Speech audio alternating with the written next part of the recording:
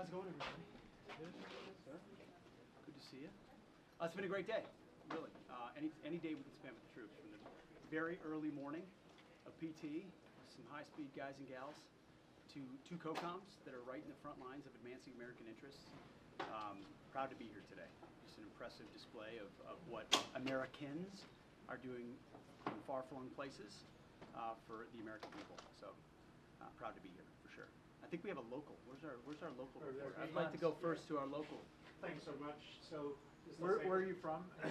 From Stuttgart Nachrichten. That's the second biggest newspaper in Germany. Well, it's my favorite now. Thank you so much. You are visiting Africa as one of your first points in your duty. Does that mean that the American strategic aims in Africa are going to change? Well, I think it's a reflection of the importance of that command as well as EUCOM. We spent this morning at EUCOM as well. It made sense to come to both if we're here in Germany. But it's also a reflection that, you know, the PRC's intentions are pernicious, not just in their part of the world, but also in South America and on the African continent. And America's posture there, along with allies and partners, is going to matter about contesting that space. So it certainly remains a priority. You saw the strike in Somalia on February 1st. That, as we talk to the command, that's a reflection also of pushing decision authority down, untying the hands of warfighters who, in the previous administration, made multiple requests and were often denied for that kind of kinetic action, or the decision had to be made at the White House when it should be made at the 4-star level or at the Secretary of Defense level more quickly, based on the ability to degrade the enemy. So this is a very important part of the world for us. The President feels that way as well, and we're honored to be here. Thank you. Mr. Secretary, are you planning to cut the number of American forces in Europe, to shift to the Pacific and focus on China? There are no plans right now in the making to cut anything. There is a understanding that we're going to review force posture across the world, right? President Trump's planning assumptions are different in many ways, or at least strategic assumptions, than Joe Biden's were. We certainly don't want to plan on the back of the withdrawal from Afghanistan and what happened on October 7th and the war that was unleashed in Ukraine. You have to manage and mitigate those things by coming alongside your friends in Israel, ensuring their defense, and peacefully resolving the conflict in Ukraine.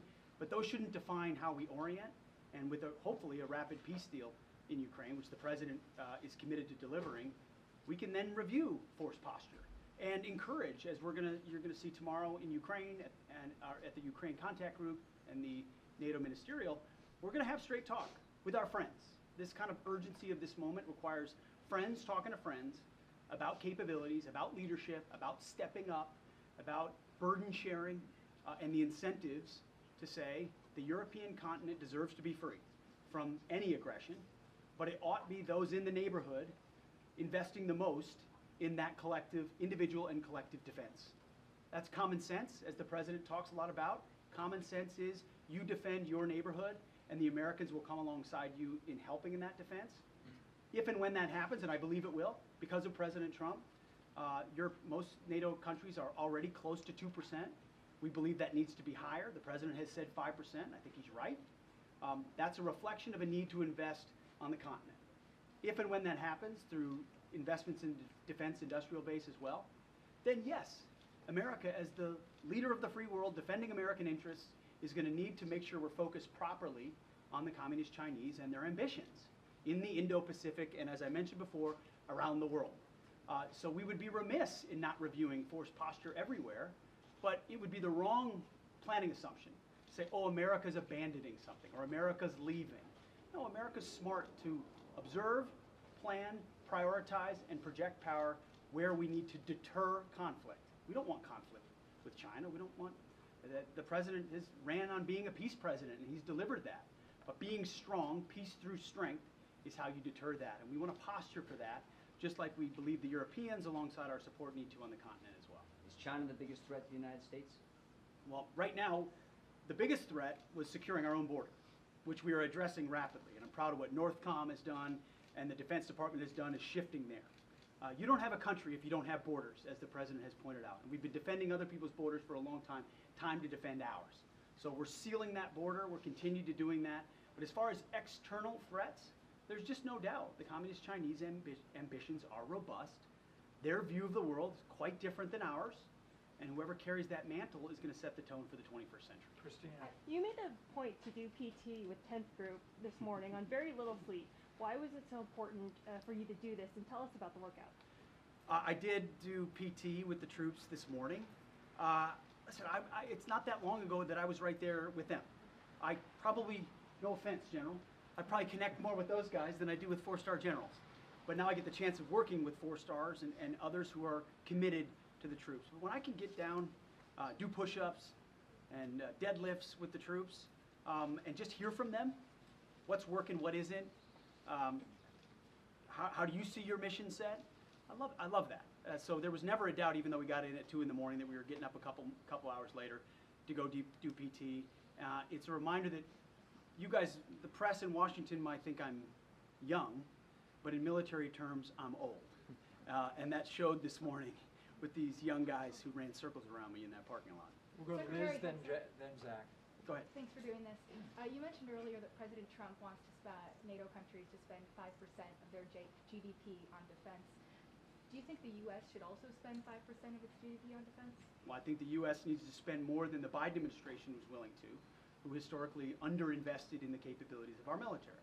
So the president is committed, as he was in the first term, to rebuilding America's military by investing. And you're going to see that in the conversations on Capitol Hill.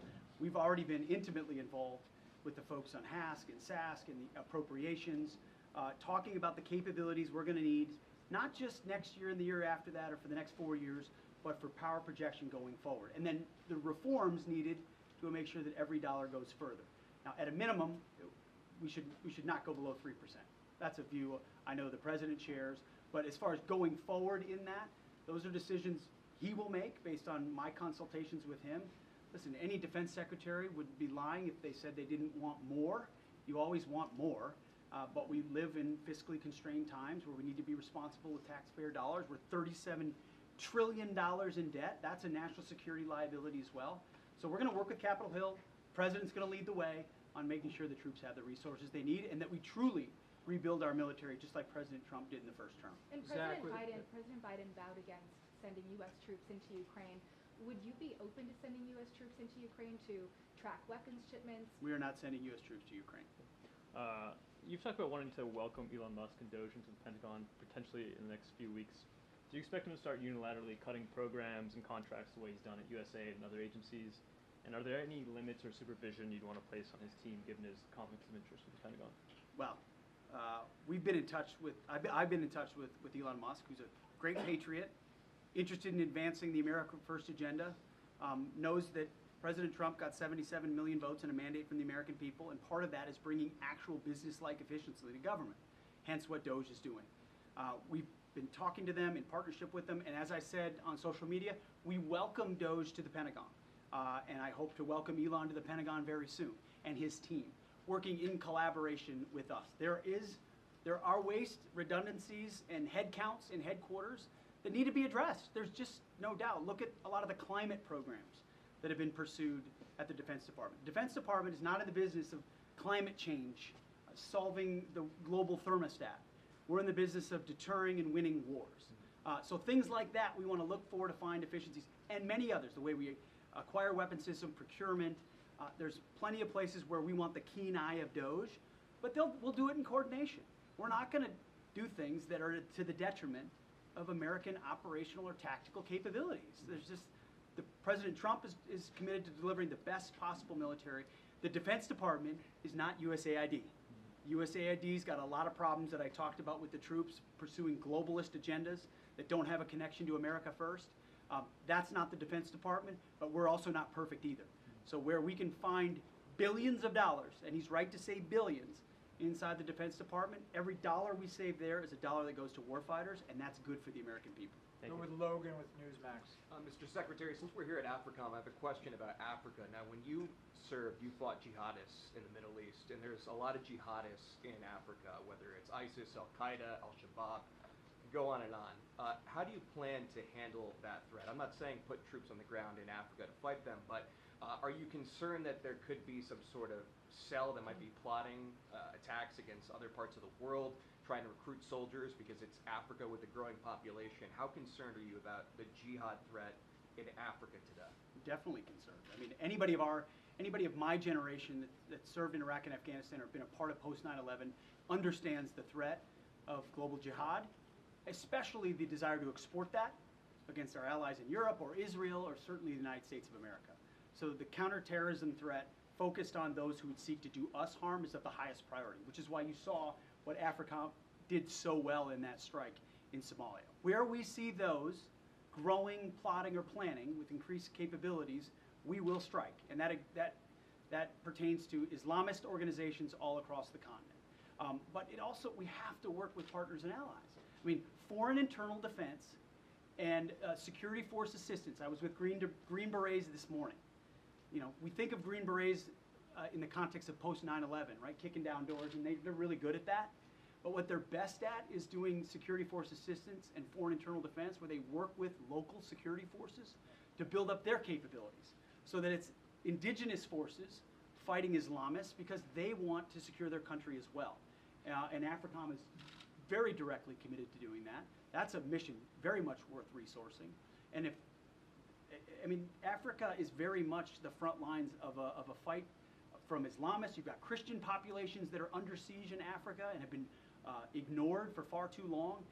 And American interests there, it matters a great deal. And Islamists, we're not going to allow them to maintain a foothold, especially to try to strike at America. We're going to finish up with 2 questions from these 2 local outlets. Sir, Okay, one more here and then here. John Banner with Stars and Stripes.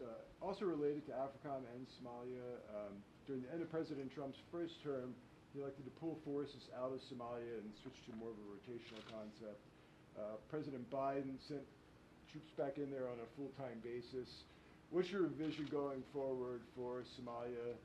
Do you want to maintain troops there continuously, or are you looking more towards pulling them back? Well, I mean, I want to listen to the commanders on the ground, first and foremost, as does the president. I mean, he's charged me with, hey, give me your best advice, but also keep your ear to the ground of what's most effective.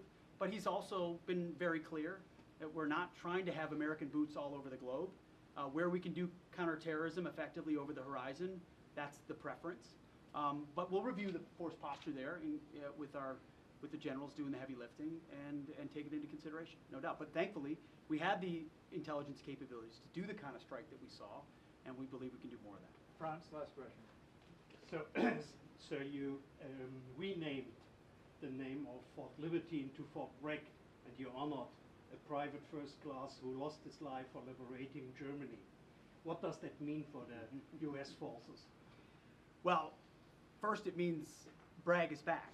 It means the legacy of an institution that generations of Americans have mobilized through and served at is back. I mean, it's a shame what was done to vets, service members, their families, who were born there, deployed out of there, lived there, I was with airborne troops here, some of which spent 25 years at Fort Bragg.